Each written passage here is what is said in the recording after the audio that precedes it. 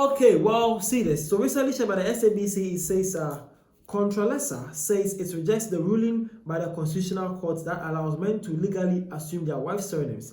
General Secretary Zoleni says the ruling is very distracting and they are going to challenge it. Wow. See this. Well, it's laughable that an African court can come to that conclusion.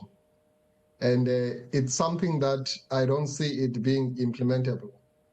And any parliament that were to take a decision to make that enforceable would actually be inviting the citizens to collapse that parliament. Look, this ruling is very destructive because what it will do is going to destabilize the families, the communities, and society at large. Because we take cue on the cultural arrangement and structural arrangements of the African society.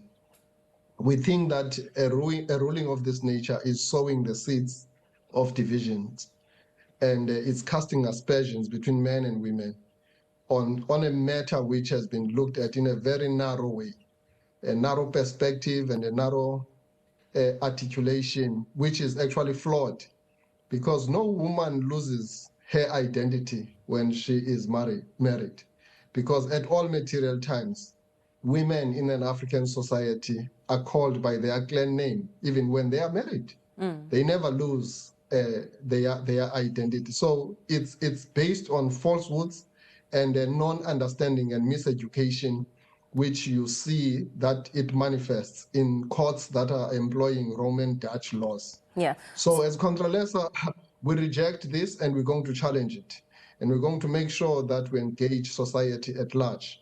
And I think time has come for us to realize that what we have called for the longest period of time as the best constitution is beginning to become a beast that is now eating against our own cultural, terms of living. When you say you're going to challenge it, pardon me, on what grounds, if you're saying that you're going to challenge this matter?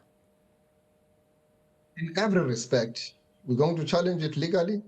We're also going to challenge it politically by taking this fight straight to Parliament itself, so that we object to this, so that that section stays put. There's no need for this to be changed, because it's anti-African, it's un-African for us to allow this to happen, because it, as I say, it is going to destabilize the basic unit of our society, which is an African family.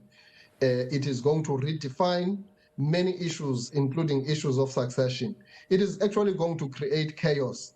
And I don't think that in their thinking, the judges and justices have really taken that into account, because a mere two people who have a particular narrow view are now being taken into account against, their view is taken into account and has a privilege against the majority of the people. Hello, welcome to the African Time. My name is Dashi. Well, basically, we all got to know that recently a law has been passed in South Africa that allows wives to give their surnames to their husband.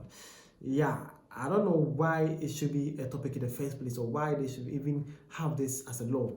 Or why will a man want to have your wife named as a surname? Why?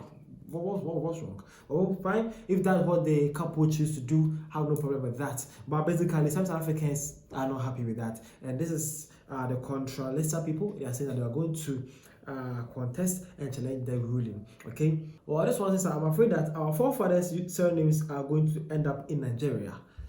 The South African is saying that he's afraid that the South African forefathers' names are going to end up in Nigeria.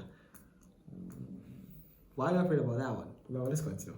Again, man says I absolutely support this, and everyone should support the reversal of this nonsensical ruling. The South African believe that this ruling is actually not actually important here. Again, man says the aim is to erase own culture and identity and to inflate South Africa with foreigners. I don't know about that one. Again, and both says a lot of drastic changes are now really needed in our constitution, including relooking at the mandates, powers, etc. of the CC and other Chapter 9 institutions. So, example are the South African Human Rights Commission. Such institutions cannot and must not be allowed to shape and all dictate our everyday lives. One is saying that it's about time the number 9 or chapter 9 institutions needs to be actually looked into, because they should not be given some certain powers to actually dictate or rules in South Africans' daily life activities. And then lastly, one says, I don't care if other men want to take their wife's surname. It's their choice after all. My issue is with foreigners. They are going to get away with fake native usernames, unquestionable. Well, yeah. This African is actually saying that his problem is not about man deciding to take his wife's surname. Basically, I don't have a problem with that one. But why would you want to do that, bro? But basically, he's saying that his problem is with how some foreigners will use that surname to actually to cause issues, and it will actually bring a whole different conversation to the South African society. So basically, that's what's happening. South Africa are saying that they don't actually agree with that, and they're going to challenge the law that says men can actually take their wife's surname in South Africa. Thank you for your time. What do you also think, and where do you stand with this whole conversation? Thank you.